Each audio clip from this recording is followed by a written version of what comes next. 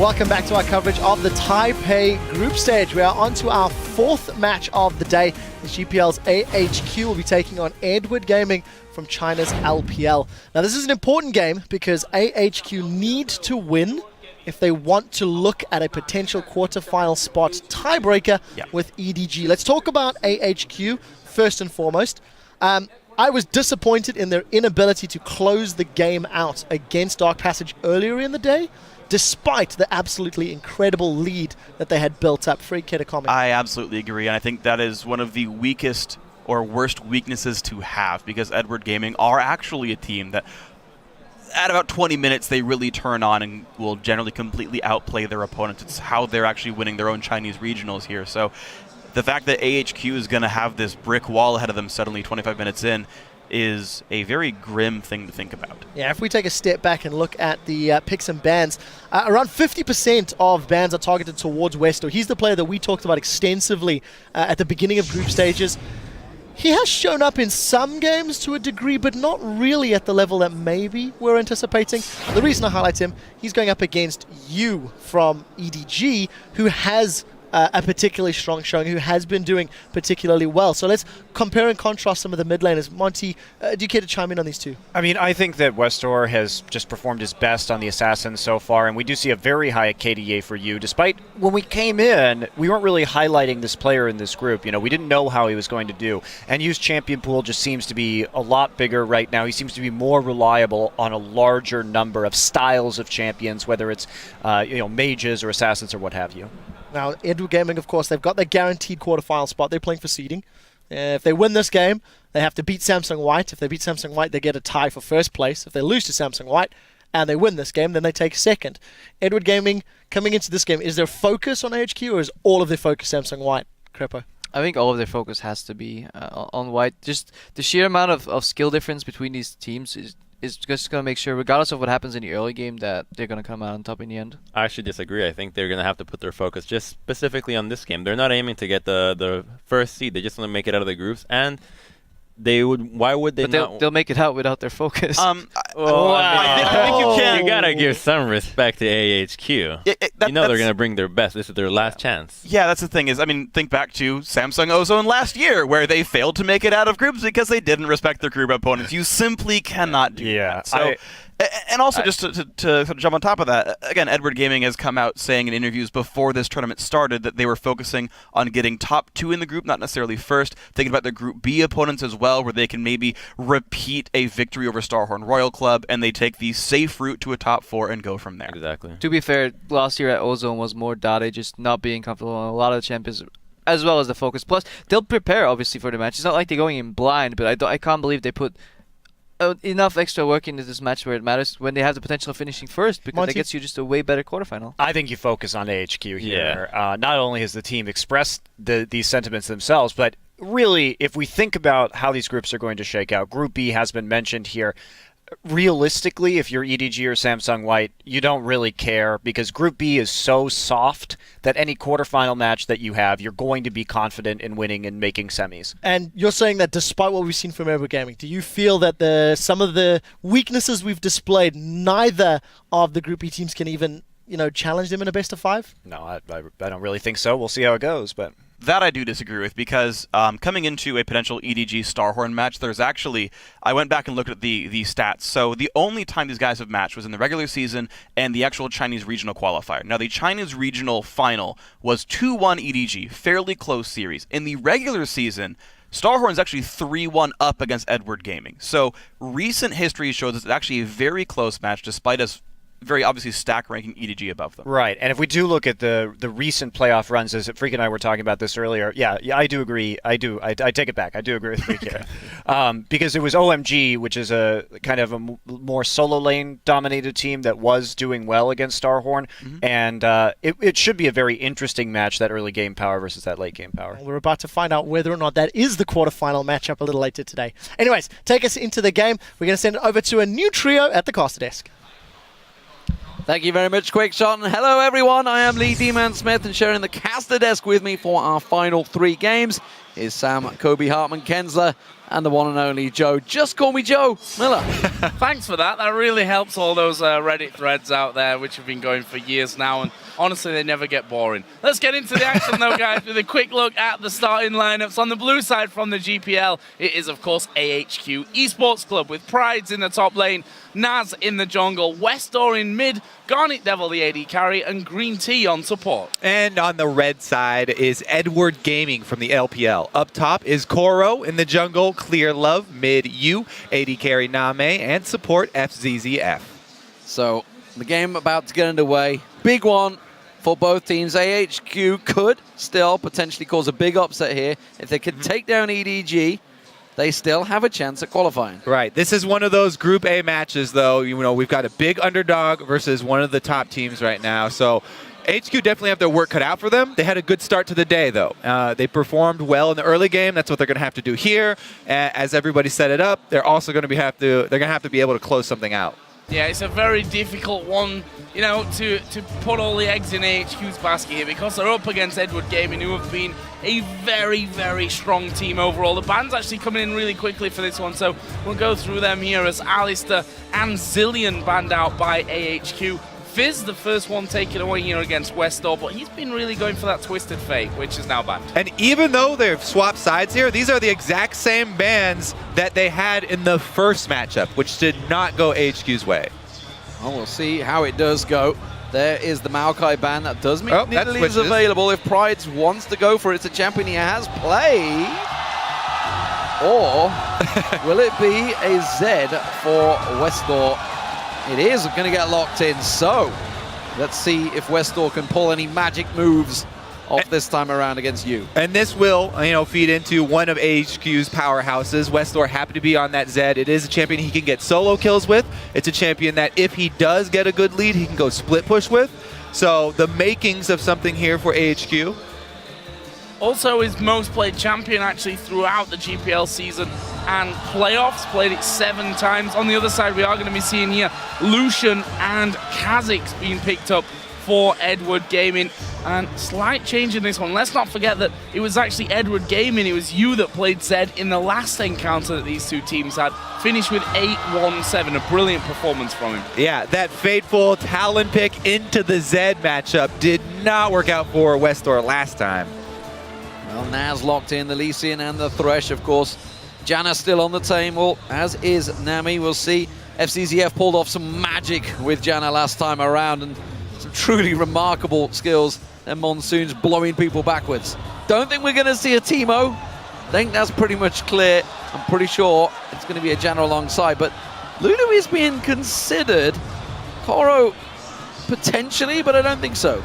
It is always a decent pick against Zed, just for the ultimate. Any target now can get double shielded, so they have a couple of extra defensive utility spells. Yeah, only 2 games played throughout LPL Summer and the playoffs for Koro on that Lulu, but as you mentioned here, protection against Westor Zed seems to be the name of the game, and Janna going over to FCZF. We've seen some amazing Thresh plays from FCZF throughout this, but of course that was already taken by, funnily enough, Green Tea, who himself has been great with these champions with the hooks. Yeah, let's talk about this bottom lane, because Green Tea finally gets his Thresh. This is one of the main champions for him. He's really, really strong on it, but he's going to be facing Name on Lucian. And this bottom lane from EDG is really, really scary. We've already seen the Lucian Janna used by multiple people to really great effect early on even. Ooh, Kale. We saw Kale played in the top lane by Samsung White earlier in the tournament, yesterday I believe it was. And we are going to see it in the top lane up against the Lulu, so a bit of a throwback really to like 4.12, I think that was. Well, it's a good answer. Anytime there's Kha'Zix on the other team, you can get that shield as long as you're close enough to cast it. We did see Garnet Devil already play a couple of jinxes, both losses unfortunately for him. However, it was his big champion during the regular season with 12 games played and every single one of them won. Kale also coming in for the top lane here for Prides, another 100% record out of the main season for Prides on Kale. So going with comfort picks, we did see that Jace, the final pickup here for you. And this is something I'm really excited for. This was one of the regional differences that I was looking forward to coming to Worlds, because we saw it a lot in Asia, but not at all pretty much in North America. Only Prawley got it banned against him a couple times, never even got to play it.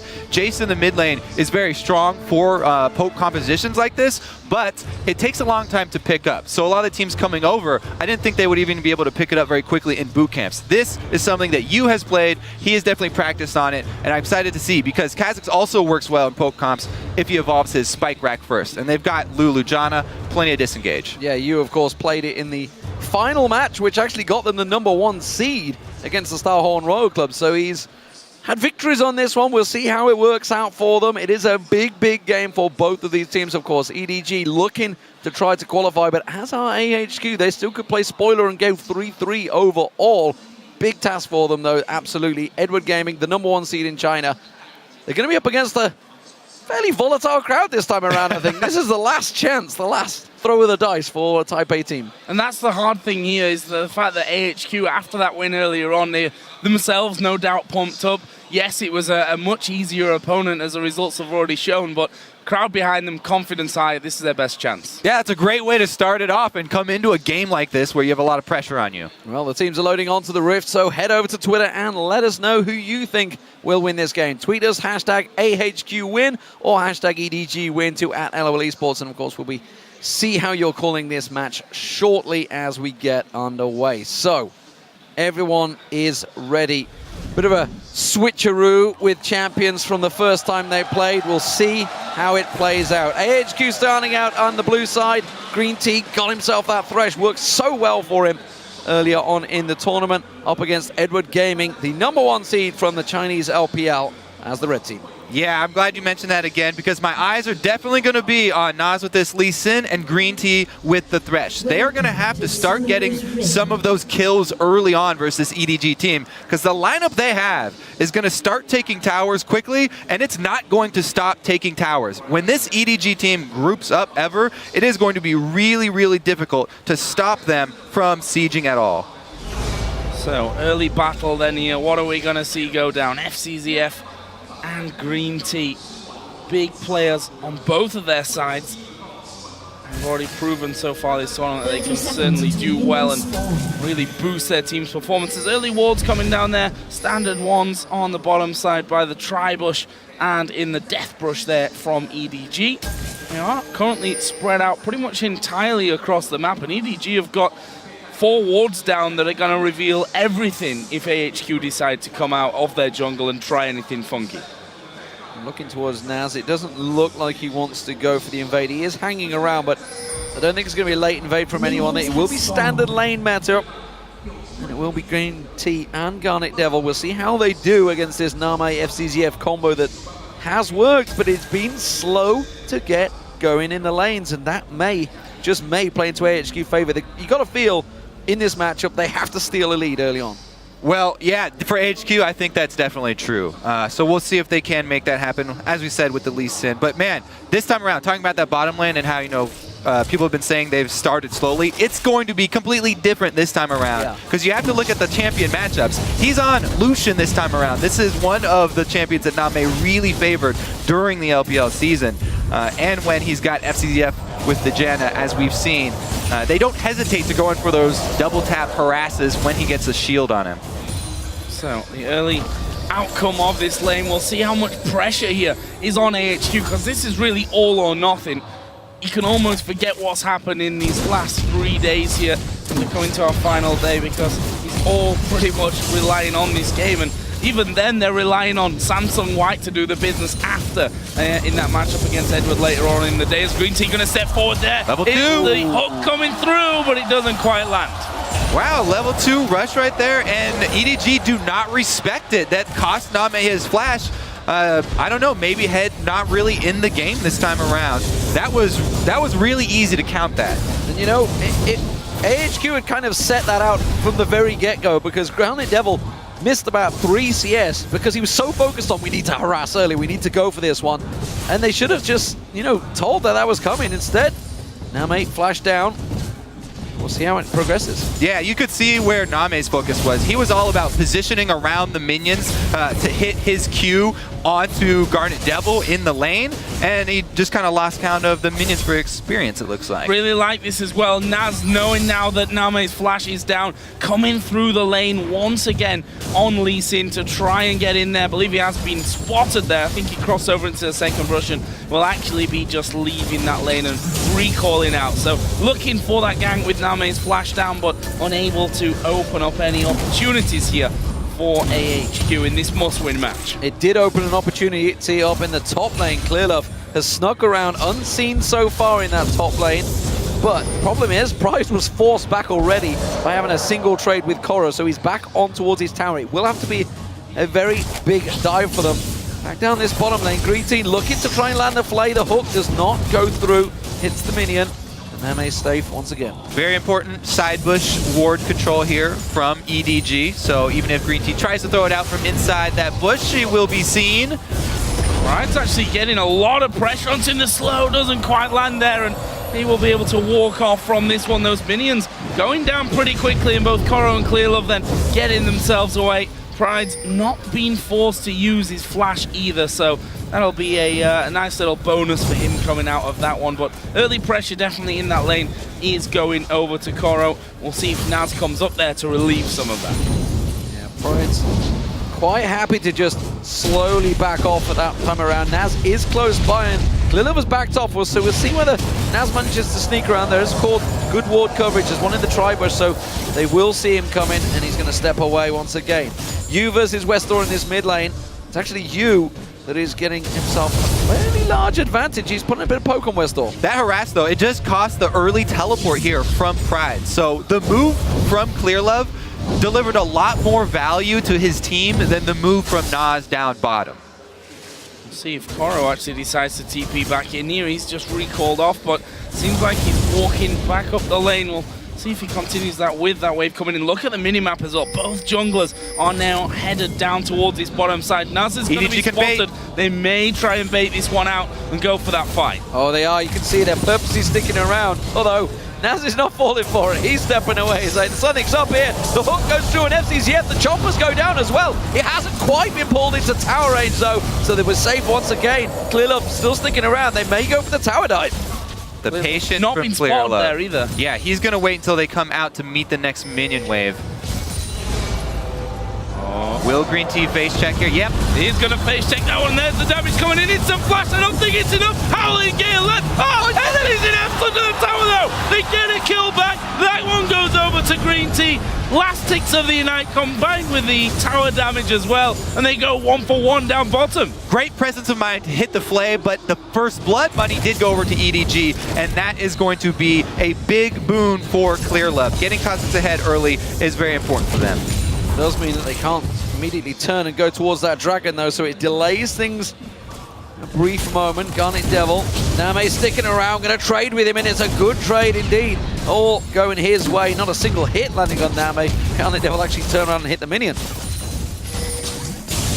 So, almost 7 minutes into this game. It's a 400 gold lead for EDG. There's the vote from you guys at home as well. Very close as Pride's putting down some pressure again onto Koro, but 57-43, just a little swing there, I think, after that first blood came over towards Edward. Look at this early roaming in here from EDG. It's the jungler and support combo. They get caught. They're going on Clearlove. He will go down. That's a clean kill for AHQ, and that lights up the crowd.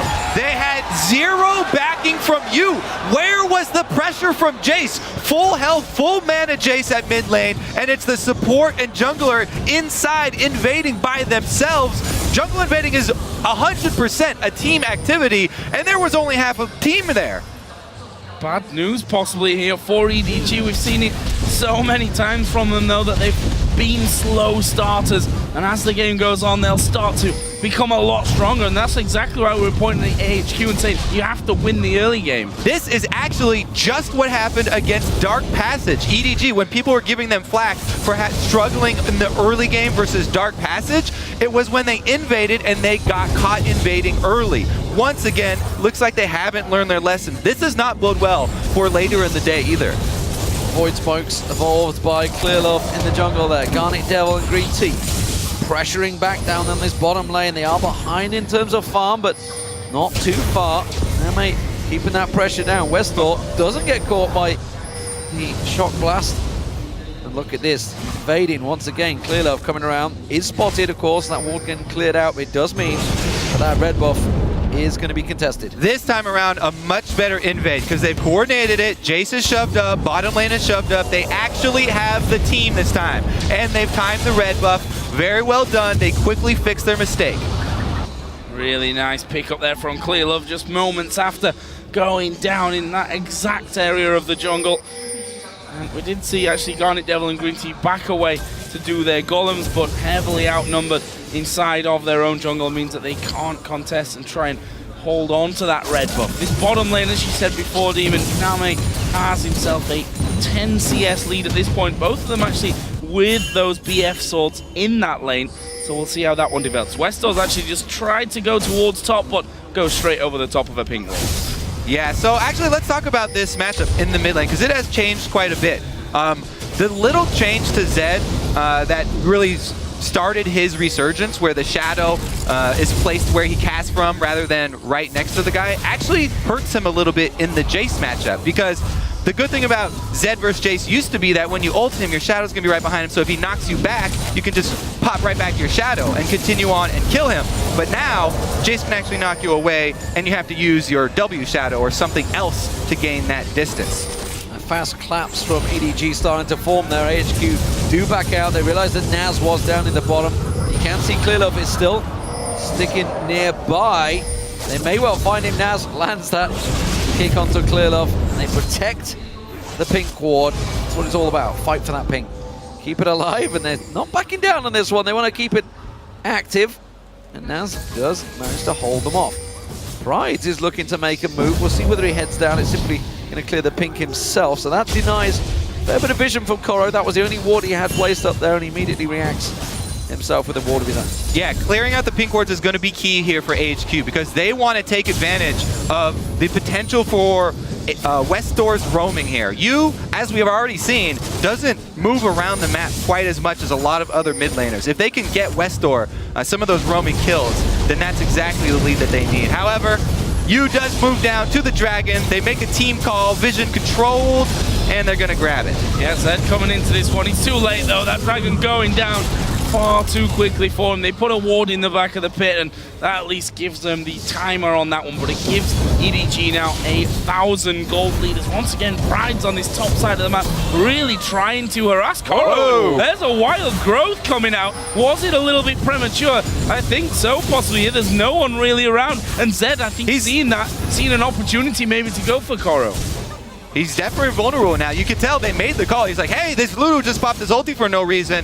Westor was thinking about heading up through that lane, does decide to cancel and stick with this wave, because one thing that Yu does do is constantly keep up the pressure in mid, shoving waves as quickly as he can.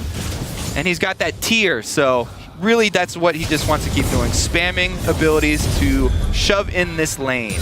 And you got to wonder when you do see him play like that, when you see someone using that ultimate so early on, nerves must be a big, big deal on them to make them make potential sloppy mistakes. Of course, they did mention earlier on that they've both cleared out all ward coverage. There's no coverage in the top there, so he could have thought that Naz was coming out on the side there, maybe making a play. But speaking of plays, it's EDG once again moving in this time around and take control of that red jungle. They really take that support jungle roam seriously here. Both guys, again, together, holding hands on the invade. Yu comes down for support this time, so they know they are secure, and those were safe deep wards they got. Also, that pink ward, I love that tiny bush there in the back of the red jungle where they placed that one deeply. That should last a very long time in this game. It's very rare to actually check that bush in your own jungle. Little spot of Naz there by Koro as he went down towards the AHQ blue buff, and Naz then going up, clearing a pink. Green Tea will spot another one of his own. Deep ward there underneath the red buff, taken away nicely. Let's have a look down some CS totals. Top lane is actually bang even pretty much. Mid lane slightly different on that front though, with Jay still having a lead, and that continues in the bottom lane as well, with Name having a solid lead. But here comes Naz towards top. His ult is back up though. And Manages to catch on towards him. Koro's taking very low from this one. Prides will come in. Naz finishes him off. And now there's a tower opportunity for AHQ.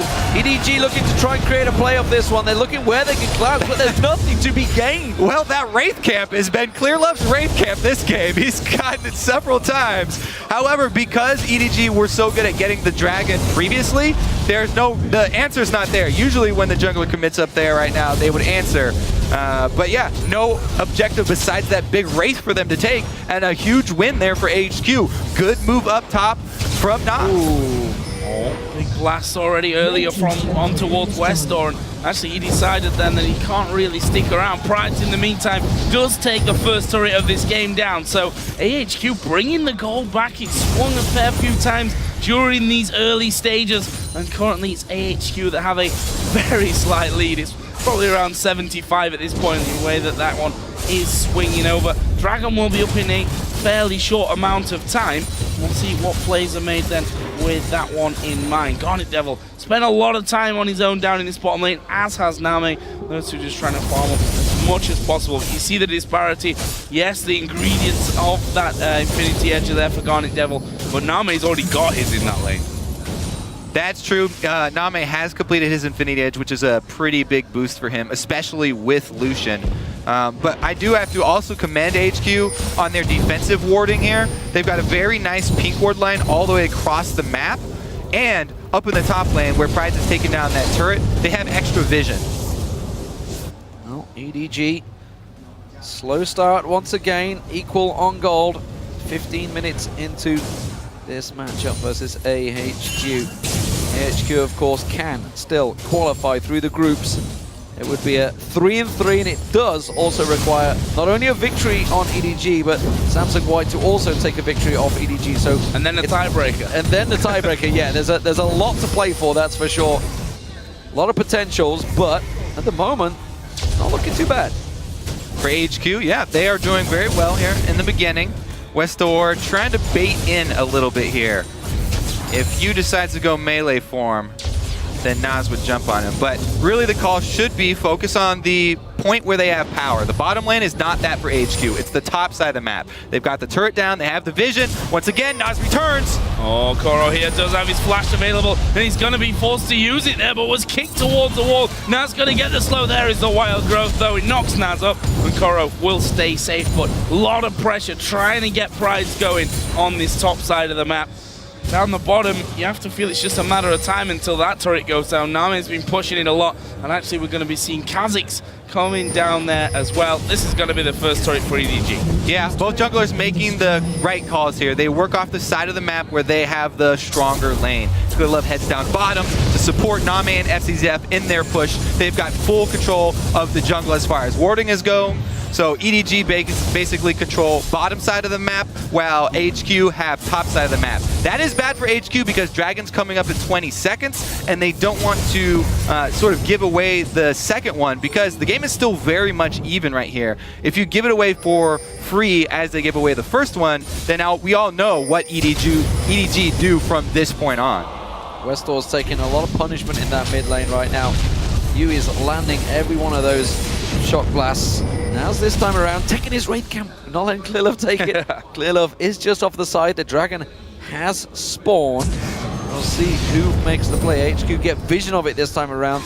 Maybe the first one they want to contest. And we may see some of this poke in action from EDG. They've got the Jace coming down. Kha'Zix does have his evolved spike rack. But Green Tea and Nas just looking for his cheeky steal. Yeah. Now, that's always cool when you see it happen, though. The Lee Sin pop in and take the lantern out, not having to blow any summoners. They didn't even go for it, though. And now look at this rotation mid. Dragon into a turret. This is pretty much EDG collecting whatever gold they desire. Yeah, nobody home in that mid lane for AHQ. The other two guys looking at the back of Dragon. We've seen Westor actually recalling, and that is a little bit of a disaster, actually, for AHQ. Losing Dragon, losing that mid turret. Prides once again is going to try and force Koro back out of lane, but as per usual, pretty much with the quick cooldowns on that wild growth, they are able to, is just able to stay safe. Nami and FCZF now have switched to top side after taking that bottom turret. Yeah, pretty calm game here for EDG now. They checked everything off of their checklist. Dragon was first up, swinged over, get that mid turret. Now we've got almost all outer turrets, get everybody top here, and shove that one in. The outer ring goes down. That's going to open up the entire map. Oh, they're trying to defend this top one, though. I'm not sure they have enough. They will keep Name at bay right now. But Ooh, Zed is in trouble here too. Westor's going to get focused on. You can see Jace coming around the backside in the form of Yu. Koro comes down. He's going to catch the Mega Blast. He will try and turn around. What? Oh, the teleport. The teleport comes from Prides, and they just wisely back away. It's a tricky 2v2. Will they go for it? Oh, there's a hook here as well. He lands onto Nami, boxes down. Nami uses an instant flash. He's going to put the damage back towards Misty. Holy Gale comes in, but here comes Naz. He misses the Q. Would have possibly followed through. Khalilov was coming in as well. And funnily enough, so much burnt, but it goes back to how it was before that happened. Yeah, bold play by Green Tea there, but that is going to cost them top turret. He took so much damage, and it might even cost them pressure on mid here. You constantly shoving that mid lane in. Pressure across the map, and EDG turning the screws right now.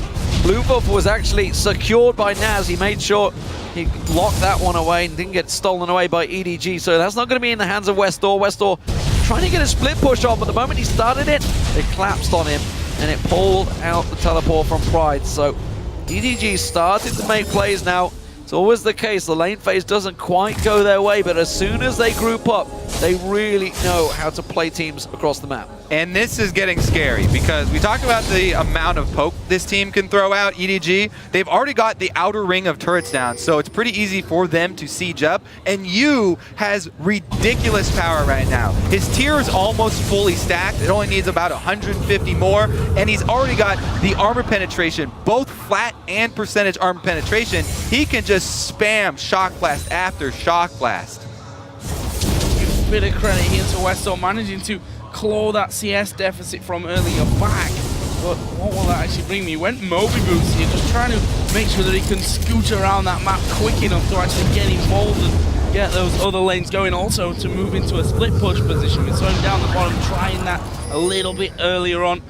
If you look down some of the items that have been complete elsewhere on the map, Nash's 2 for Pride is done. EDG actually going to be grouping up. I like the fact that, whoa, Westor jumps away. I like the fact that there's a lot of wards down from AHQ on this top side of the map, so trying to at least keep some control over their jungle, which you just quite frankly have to do once that outer ring of turrets goes down. Their defensive warding has been nice, but this EDG team isn't about taking over your jungle. This EDG team is about taking all of your structures, and they've already got the outer ring down, as we said. Now they're grouping up mid here. Let's see, it looks like they want to retain control of the red side jungle. Still close to that mid game. They want to prep even for the third dragon. One thing is for sure, they really want to armor shred. There you go. Shock Blast landing on 3 members. Triple Brutalizer being picked up. EDG across the board. Soul Stealer also, of course, by FCZF once again. Koro got himself the Sheen as well, so we'll see if that's going to be a Lich Bane. It looks like it may well be in that top lane. So they are all about taking these turrets down. They will take them very, very quickly. AHQ, they're going to defend it for now, but this is going to be a slow, grinding battle, I feel, that EDG will win. Yeah, let's see. I mean, it would have to be some very, very good Lee Sin mechanics and protected by a Kale ultimate to really create something here. It's going to be so hard to get in there, though. We've seen time and time again how annoying Janna is for any team that's trying to initiate on you. And they just siege right back up. No tower hits, though. No. Not risking getting in range. Keeping them away there. Those chompers offering a bit of protection. It'll make it a lot easier for Nas to get in there if you accidentally step on one of those. EDG have 4 pink wards, by the way, on the bottom river. They have complete control of that. It's less than a minute for the dragon to come up. EDG, of course, have taken both of them so far. We'll see if they can hold on to the next one. AHQ actually switched the vision towards the bottom side of the map. So as you said before, Oh. expensive ward, but what's it gonna do? That's why they backed off. Not only did they have wards seeing Nas come around for the flank and they didn't want to risk it, but Jace just purchased his Manamune, instantly turns into Muramana. As we said, the tier was already stacked up. That's been his main focus. He's been just laning and spamming his spells. Now, here is the ridiculous Jace power spike. Instant Muramana. That's going to be ridiculous. Yeah, the Ghost Blade also picked up by Name, who actually just used it to clear the wave, I think, down the bottom there. They're going to come around. Dragon spawns in 8 seconds' time, and Edward Gaming are in perfect position. It will possibly give up the top tower, though. We can see the split push from Westdoor. That's going to get headed off by Koro. We'll see whether he can hold him at bay. Yeah, exactly. Westdoor going for that split push. As we said, Zed, that was going to be one of the hopes for AHQ. He gets it into the turret, but Koro has teleport. Westdoor does not have teleport, and he doesn't have kill pressure under the turret, so it's kind of a stalemate here. If Koro just sits there and wave clears at the turret, then the rest of the squad here for EDG can keep up the pressure.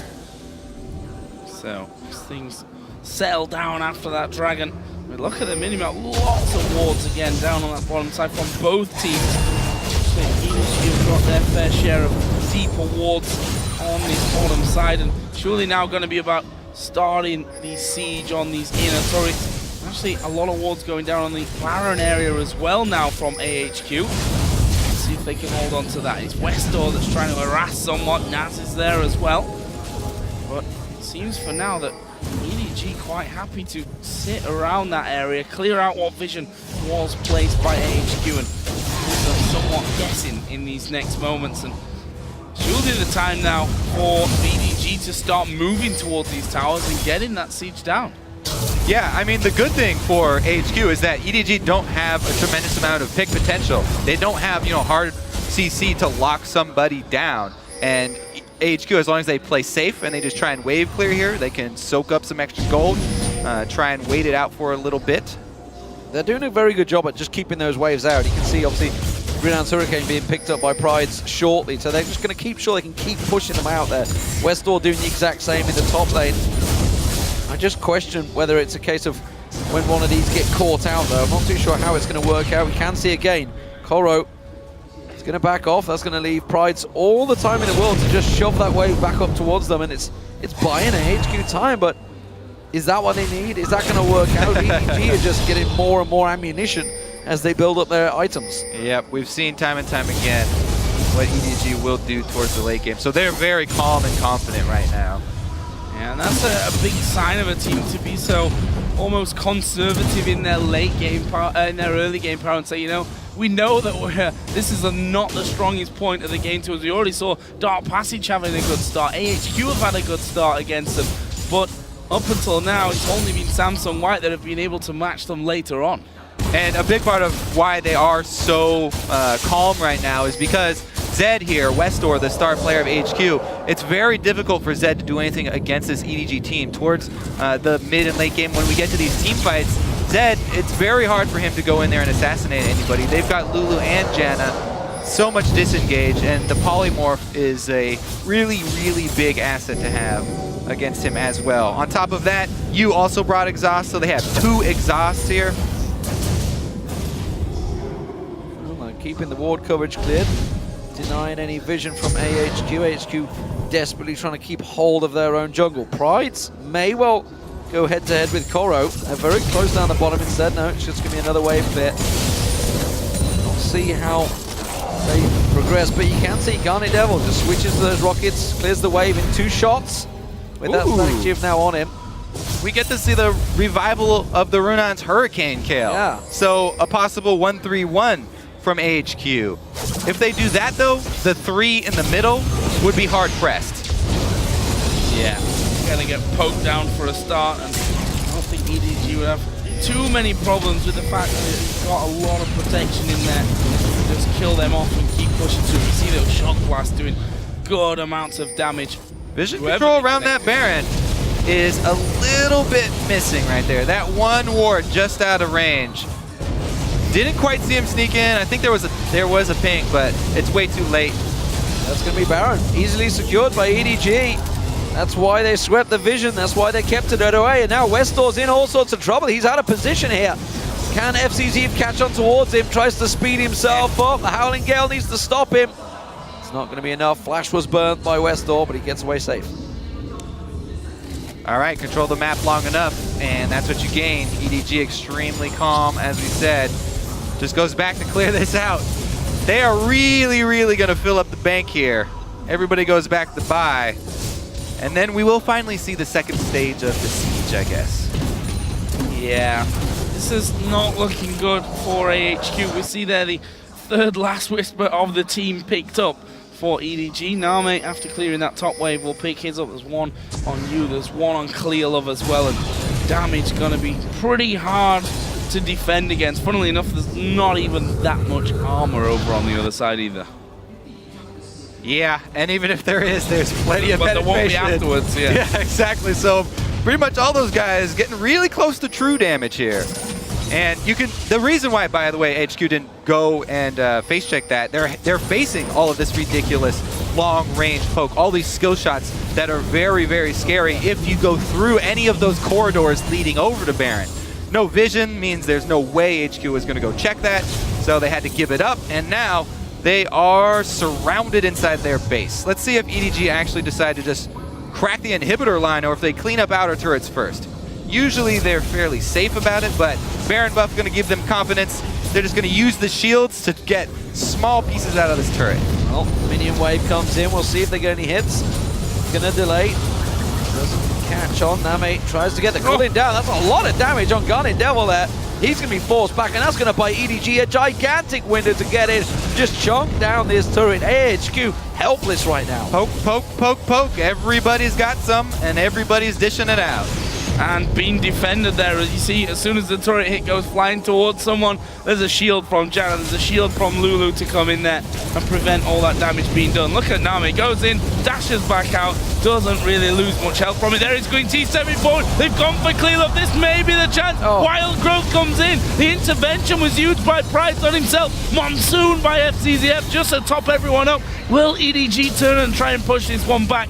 It's a good try, and that's really the only hope you feel for AHQ to land a hook and just get in there. Yeah, and we saw how hard it's going to be for them to actually capitalize on it. Lulu ultimate, Janna ultimate, Polymorph. They did get one flash, though, off of you. Two flashes off of Coral 2. Lots burnt out. Green Tea hopped in the air by the Howling Gale. Gets away this time, but only for a moment. And the rest of EDG continue to press on. Right. Double combo from you and Name almost drops him where he stands. Clearlove takes a couple of hits. Howling Gale comes through again. Just a few more hits required. But I tell you what, AHQ, they're defending well. Can they hold out this Baron buff? Well, they almost did. Baron buff ticking down here. They've got another probably 30 seconds or so left on it, maybe 20. Poke is just so devastating right now. We've managed to keep that tower alive, but the way it's going, you just feel that is a matter of time there. Is Name once again stepping forward, double shielded up, and doesn't lose health. Yep, they could just keep on doing it. Slowly poke it down. A couple of double taps more onto that turret. Moment. Naz, he tries to go for the flank, but instead he's been caught out. Gets around the side and just about safeguards the duty.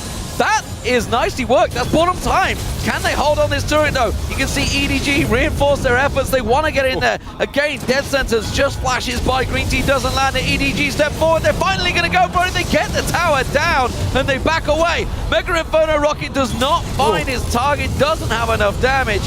And EDG back away, but AHQ, every single member catching the Howling Gale. Too much disengage here from EDG, and EDG barely mission accomplished just at the last second there. Baron runs out, they run off with the Mega Inferno Rocket right behind them. See if HQ can answer, because they stood up to that siege for a very, very long time. They want to try and answer here. Outer turret under fire. Oh, they need to be still careful here. There's a lot of damage to come back, but they do get their third turret of the game. Oh, Green Tea with the troll. Just out of range, and Pride is left standing. Poor guy. I know he's. Yeah, I know the feeling, being left silent by your colleagues and teammates. Nothing new. Don't Either worry, way, Joe. I'm here with you this exactly. time. I'm not sure we'll be able to silence you. That's for sure. EDG able to take themselves a dragon here. 32.5 minutes in. Had all 4 dragons. The single Baron goes their way. There's another Baron coming up in less than 2 minutes' time, and the patient way that EDG have been playing this later game would, I think, indicate that they're going to be once again waiting to make that Baron move. Yeah. So here's the thing. When I was researching today on our last match of the day, which will be EDG versus White, I went all the way back to the beginning of the World's group stages, and I dug up an interview from one of the Chinese websites that actually got translated on Reddit. I don't know really why it didn't get upvoted more, but there were some interesting questions that they posed to both Clear Love and Name. And they talked about, how disappointed they were with their play in that game, but also that they believe in their style. And they're not going to change their style of this team fight oriented, very precise late game squad that they're going to run. And this just shows. This is sort of their first game of the day. They're staying calm. Coral here, though. He might not stay calm. Westor going for it. He's going to go in. Now, the question is, I don't think he's got the damage to finish him off. He definitely does. That opens up a big window. But EDG, they may well react by trying to push down the middle. They have to respect AHQ here, though. They're fast pushing down the bottom lane. All right, they got the kill and they got the momentum here. They've got numbers. Jace has been stopped there as well. I think the minions prevented him from recalling. AHQ here putting down damage on towards that inhibitor turret. In the end, forced to back away, and now Clearlove is flanking around the side. There is a big culling coming out of Name. We'll get another man low. Will they keep chasing this one? The Somebody's Baron got the comes bed. up in You're 3 gonna get an seconds. inhibitor. Jace is going through. Green Tea has taken down Name. Super Mega Death Rocket comes through. They've got to hold off here. EDG, they're still pushing. You can see he's going to take down the inhibitor. AHQ have to get something off this one. You can see Koro back in 2 seconds. There he is, he's spawned. They still need the minion wave to push in, though. And these Howling Gales are causing all sorts of problems for them. Westor's been forced back for, they got a kick. They got the kick, and Koro being focused by Guardian Devil. Monsu comes in. Guardian Devil's going to go down, though, here. No, last second intervention keeps him alive. Jace has been forced out of the base. Clearlove with Wild Growth on, chasing through as well. Can he get another one off here onto Naz? They're going to keep going. And look at Jace. He's going to come down river. Oh, he's going to head him off. The focus wasn't there right now. EDG, Green Tea, Sacrificial Lamb, splits off to the side, though. But they're going to keep chasing. They're going to have the shockwave. Catches on towards them. Can they hit the hammer down? Instead, you see Guardian Devil trying to turn this one around. The Howling Gales from FCZF not going to be enough. And what an exchange. Gentlemen, the rocket! FCZF steps it out like a true support. Blocks it for Koro. Woo! Does take the hit there. And Westor does not decide to go in to chase 1 versus 4 for any assassination attempt. So that will be an end to the excitement. Nice little run from AHQ, honestly. We're looking for them to get the picks on the side lane. They got one, and it did earn them 1 turret as well. Bit of a crazy one there for a few moments. AHQ 5-2 up in kills. And 5-2 really are not a high-scoring kill game. But look at this. That Baron, of course, coming back up. It's EDG that have had the control of that so far. But AHQ showing that they're not scared of making a few moves here. EDG, though, are going to have the vision of that one. We see Pride's going down bottom, but Teleport is up for him. We also have an Ardent Sensor here at Worlds. FCZF is going to grab that one so that, I guess, every time they get the shields and try and poke down one of the turrets, going to increase that attack speed a little bit for bigger chunks out of the turret. And when he pulls down Monsoon, he will increase everybody on the team's attack speed, so that may help with Baron here. He's got some shields up. Whoa, that's fast. That's a very fast Baron. AHQ way too slow to the party there. And they did teleport down, but it's just not even close enough. And AHQ, they're back to being sieged. And EDG, they're not going to back away. There's no tower to slow them down. They can keep pushing. Yeah, Coral right now does have teleport, so he can go clear this really easily and then join the team if they decide to keep up this siege down here. Also, with the Mercurial Scimitar pickup by you, it really takes away all of the threat of Westor going to 1 versus 1 him. Not only can he knock him back now, but he can also cleanse off that death mark. And even though Westdoor does have a GA, you would be a very, very scary opponent to go 1v1 with right now. Can they hold on? EDG with that last Baron definitely took their time. Super patient play, which eventually rewarded them with an inhibitor turret. And of course the inhibitor afterwards, but that wasn't really from that play. That was simple positioning as AHQ were rushing up that bottom lane. And you would push straight down the middle. We'll see now how that impacts this one moving forward. It's not a massive gold lead. Yes, there's certainly a significant one, but not something I think that AHQ can't come back from at this stage. You see their inventory there full with a lot of pink walls. Want to make sure that they keep vision up wherever possible. They still have quite a lot on this top side of their own jungle, couple down on the bottom side as well, but EDG have forced this wave in on the top side of the map. Pride has actually come quite far out here to try and get rid of that one. He's doing some good damage back there to Clearlove. Yeah, he certainly forced him under pressure, put a little bit down in towards him, but that tower, look how fast it falls. That's over 1,000 health and shields right there on Name with Bloodthirster plus Lulu and Janna. Stiff coverage from them. AHQ holding off once again. Death Sentence not landing in this top lane turret. It's going to be backed off right now. They're thinking, why do we go for this exposed inhibitor in the mid lane? It would make a hell of a lot more sense. They've realized it themselves as they rotate around. The target's possibilities for Westdoor are getting slimmer and slimmer with that Zhonya's and of course Mercurial, as you mentioned, so there's no longer the possibility to go for the pop on Koro like he got before, and I'm not sure they can hold this one. I think they need to give up this inhib, just think better of it, but they are trying desperately to force them away. More shot blast coming in. Howling Gale has to be walked away from. Poke, you see it there, landing onto Garnet Devil at the back. Green Team taking a bit of a blast as well, and there is that inhibitor going down once again in favor of EDG. The bottom is pushing in their favor as well, so only a matter of time until they head on towards that bottom side to clear it out. They're actually going to push the top wave through as well. Clever play. I mean, every lane pushed really. There's no way around this one for AHQ. They're just going to get forced down all three lanes in just a matter of moments, and EDG is playing this one by the numbers. I mean, they've got both the exhausts up, they have all spells up, almost all flashes up. So it will be really hard for AHQ to engage this, even if they get somebody around to flank. If Nas even can get a kick off, very, very difficult. It's going to have to be good hook and good kick comboed onto one target here. Yeah, and Westdoor's options have become a little limited because of the fact that the Zhonya's is now in there for Koro, because of that Scimitar to get rid of the death mark for you as well. I mean, it's obvious that the AD carries the juicy target there for Name. That culling on the turret, man. Oh. It's Naz. He just ate the whole chunk of it. That's going to force him back to Fountain. That turret now down to half hit points. While this is all happening, Koro's just continuing to feed the super minions on towards the Nexus turret, which is what's pulling Pride's attention. He's not there to clear the waves with that Hurricane. Still yet to complete that third item. Split across towards the Zhonya's. Yet to complete that one right now. So AHQ, they are hanging on for dear life. The Baron has worn off of EDG. But it doesn't matter. They've got everything in their pocket, really, to just keep the siege going. The amount of health they can get from shields. Koro's got his Lich Bane really early on. He rushed it second item, I believe. So him plus Namage is going up with any small window, taking large chunks out of the turret. They're still holding on, though.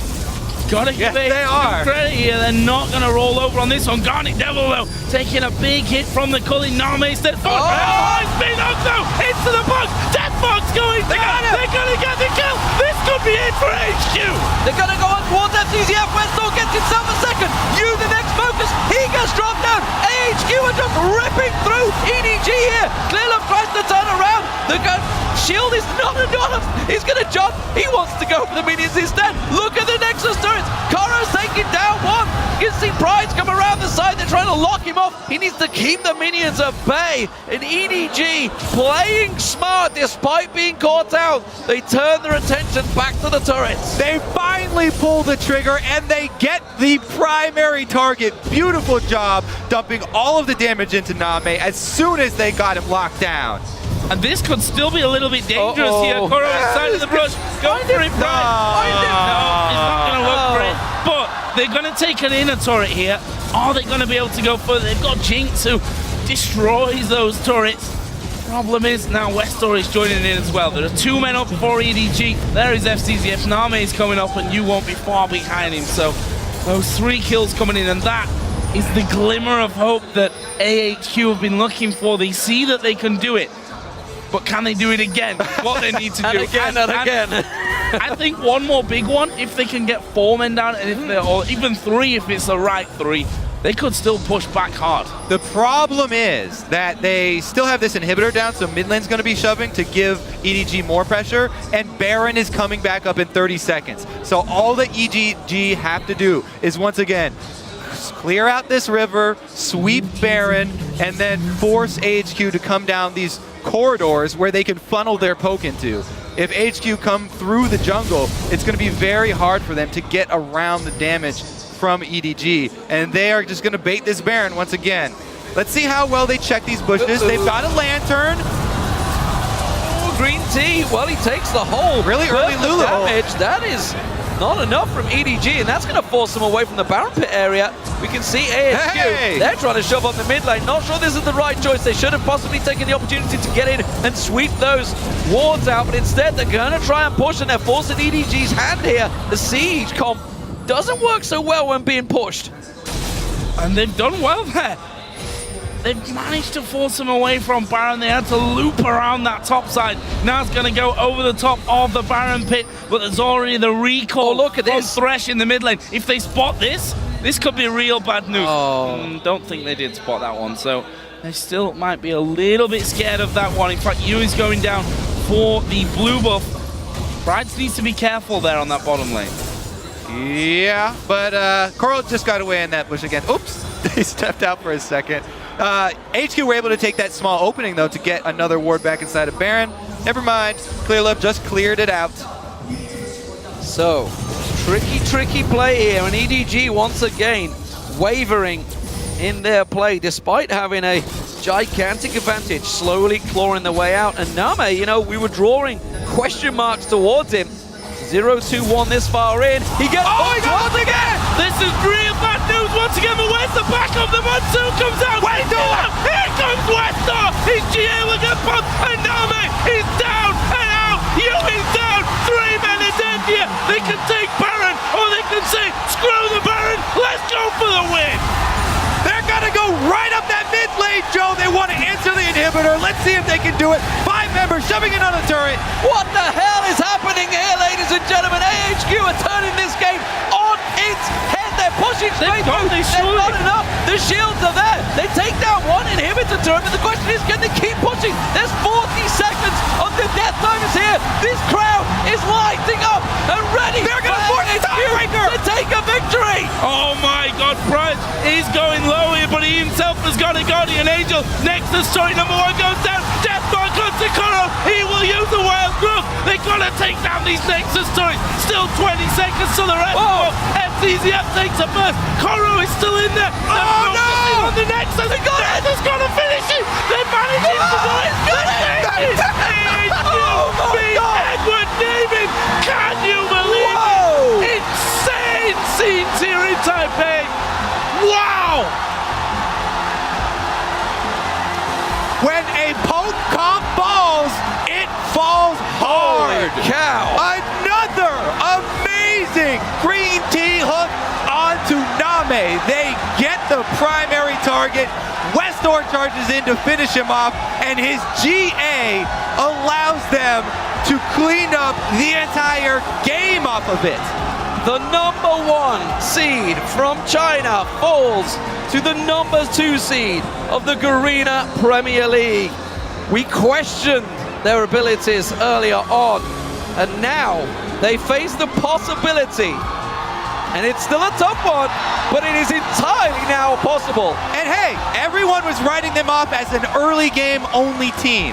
They have to beat Samsung White, or they go through to another tiebreaker versus AHQ. Exactly. And the win here from AHQ, they did it in the late game. Everyone was writing them off as that early game team. But when it counted, they pulled the trigger, and they came up with the clutch plays. It's all about the shot at the buzzer. They were forced with their backs against the walls. Inhibitors down. Second inhibitor turret almost about to go down, and they came up with the huge plays. I'm still mind-boggled. I'm still shaking from that. Absolutely insane stuff here, and to lose like that for EDG, who they were playing things calm. They, sat so long sieging down these turrets. AHQ held them off with that middle in who've gone. They pushed back in the bottom lane. They made plays in this one. And you have to feel that this is also going to knock EDG down. They've got to play Samsung White of all teams to prevent that tiebreaker. This is definitely going to shake EDG. We saw signs in the early game of them just maybe some thoughtless plays, their heads maybe not entirely in this game. The analyst desk talked about it. Maybe they were overlooking this game, looking ahead too far. And now that the pressure is on for Samsung White, they really are going to have to come up and perform very big at the end of the day today, or else the tiebreaker with AHQ, they could very well win another game. What a match, ladies and gentlemen. What a match. And you know what, Monte Cristo? You said this group was clearly stronger than Group B. I'm not so sure about that one. I've got to be honest, because everyone in Group B is going to be looking at this matchup for the second seed, thinking if we can get number one, we could easily take a quarters now, surely off one of these teams. I don't think anybody wants to fight Samsung White, but now that's for they sure. might want to take EDG. They might want to take AHQ as well. I mean, still got that last chance. They Honestly, are 3-3 in the group right now, and EDG are 3-2. So it is in EDG's hands right now to actually just keep in the tournament, let alone anything else. And it's in Samsung White's hands too. I'm not sure really what your point was. 3-2, yeah, that's right. 3-2. No, you're right. You're right. You got it. Questioning my maths. It's never do maths on air. No, or at all. I think is the general consensus on that one. But I mean, no one. Let's be honest. No one really thought that AHQ were going to take down EDG. One thing we got to give credit to: Garnet Devil on Thresh once again, landing those hooks on Name, time after time. And turning things around again. And then Green Tea on Thresh too. Green Tea. Well, Garnet Devil was there. He was definitely there. Yeah, and the same kind of token. Name, we were talking about him, and there was a lot of talk about this one. This is a controversial topic because Name has not been just good for the last couple of weeks or something. He's had a dominant time in China, been incredible, but he is simply not produced on the world stage just yet. You know what? I also want to hear what the analyst desk is going to say about the itemization here of FCZF. Ardent Sensor and Medjais from Jana once here. Crepo is on this. Mikhail's just binge right now, and he's just crucifying anyone who doesn't go for it. So, well, no, we don't see Ardent Sensor a lot. It was a fantastic game, ladies and gentlemen. We know who the home crowd favorite was. It's AHQ, and they are with Shocks. Thank you very much, guys.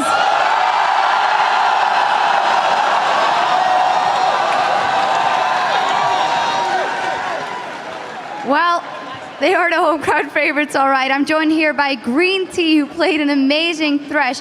First, Green Tea, tell me about that crazy game, because you guys were up in kills, but EDG was putting so much pressure on you guys. 可以跟我们简单说一下刚刚发生什么事吗？就刚那场比赛。就是我们前期有拿到头，但是我们地图经济龙都拿不起来，一直被他们逼塔，然后被他们逼塔，然后就是被他们逼到塔下之后，就还好有勾到，然后逆转这样。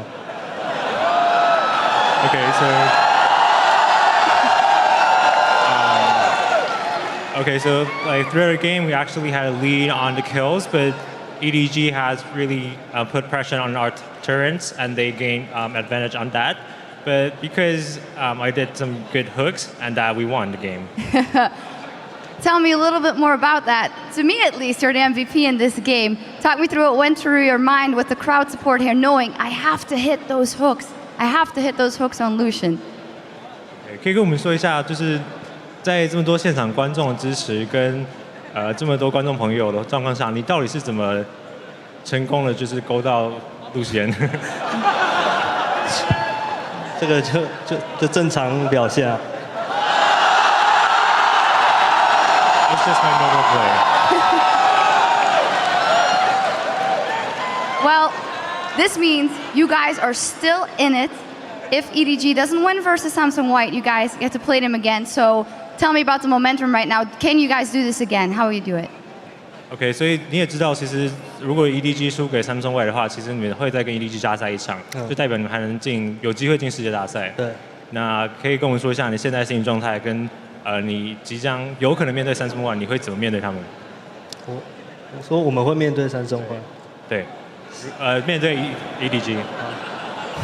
神送加油！ So we will cheer for Samsung White if they win, and we can play the next game against EDG. All right, well, one final thing, Green Tea, anything you want to say to the fans out there who have screamed you through victory here? 帮我们跟粉丝说几句话吗？啊？啊？帮我们跟观众说几句话。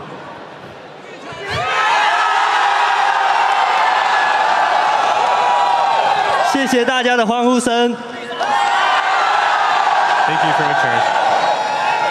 Well, thank you for an amazing game, and good luck if you get to play that game. Now, let's head over to the desk to get a second opinion on that match. Thank you very much, Sharks. Congratulations to Green Tea. I personally owe an apology to AHQ because I'd written them off yesterday. And I said multiple times, I called it out on Twitter. No one expected it. Before we get into the gameplay decisions that ultimately won AHQ the game, I want to go back to picks and bans. I feel that Edward Gaming ran a team composition we don't traditionally see from them. Specifically the Jace mid, not super common in China. Lulu top, while it's not unheard of, it's not the main thing. So let's pull that graphic up onto the screen and Monty talk us through it. This is really interesting too. You had only played one game on Jace in the LPL previously, and if we talk about these two compositions, when you run this kind of siege comp, and it is a very, very strong siege composition, you're banking on having a mid-game power spike. And actually, EDG hit on that quite nicely, where you want to get kind of one item on your main carries, then start grouping. You can go into two items as well once Lulu's going to get that Lich Bane after the Athenes. Unfortunately, what happened here is that while they did get the outer ring of turrets around, I think they over-prioritized the Baron, which slowed down their push. And we're going to get into itemization a little bit too, but we were talking about it here. Koro, on that Lulu, looked like he was going for the old recipe of Lich Bane, was Sheen Blasting Wand, and so he ended up with his extra Blasting Wand. But when you delay the Lich Bane like that, that's a lot of potential tower damage that you're wasting, because she needs to be able to proc that on the turret to continue to roll through the towers. Now, late game, what we saw, the Zed can be used as a primary form of engage because everybody's so squishy, and not only that, but the hooks. And I know we're all really eager to talk about FZZF's frankly terrible itemization that game. Yeah, Crepo, I know you've been loving I just actually want to add one more thing to the team composition. Maybe a longer range AD carry would have been better. Yes, yeah. The Cullen works to get people off the tower, but you already have Jace with Lulu poke on top of that, Janna shields for the Jace poke. Maybe just a Caitlyn or something. If you're going for this raw 20-minute grouping siege comp, get a long range AD carry, because those towers need to fall. If they don't, this will happen. And when we've seen other teams kind of run these early siege compositions as well, if you go with Lucian, what Najin Whiteshield will do is get first item Bloodthirster. Because of that short range, it allows him to walk up to the turrets and take a little bit of harass while he procs his passive. And Caitlyn gets caught a little less easy. So let's talk about the items. I know Kobe was saying let's discuss the itemization, FCZF in particular. Crepo, I'll give you the break. I know you've shouted enough about how these items hurt your heart a little bit. So the first thing let's talk about is the Majai Soul Stealer pickup. 1,235 gold. You're playing a siege comp where you're not even looking to get kills in the first place. He had 1 to 0 stacks for like 90% of the game. Not a good pick. Also spent 1,835 gold going from tier 1. Not Frostfang, but Spell Thief's Edge into Frost Queen's Claim. Didn't do much with that either. The slow is not exactly important. However, Talisman of Ascension could have been great. So there's 3,000 gold spent on not a Mikhail's Crucible. In fact, we have a replay of why Mikhail's Crucible would be so darn good, because the hooks were great. So basically, Name, on the short-range Lucian that you guys were all talking about, is going to get hooked by Green Tea.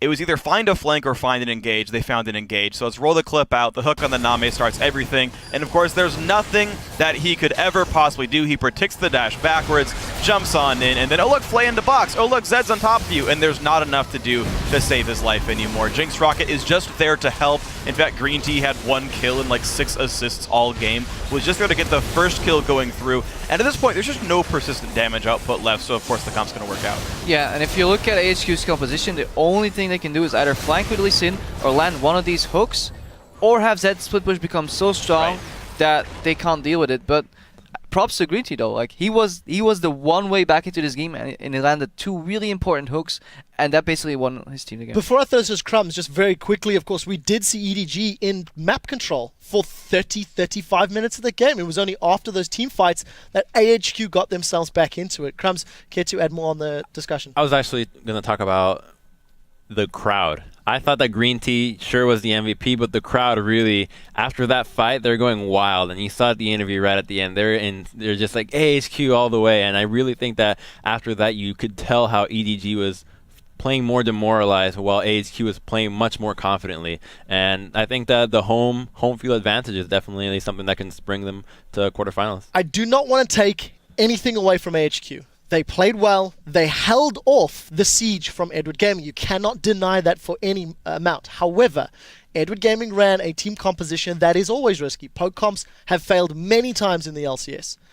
Do you think if Edward Gaming lose to Samsung White, and we see this tiebreaker later in the day, if Edward Gaming had run a slightly different style of composition, the same scenario would have played out? I mean, I know it's a difficult question to ask. It's just we haven't seen a full-on siege/poke comp yet this Worlds.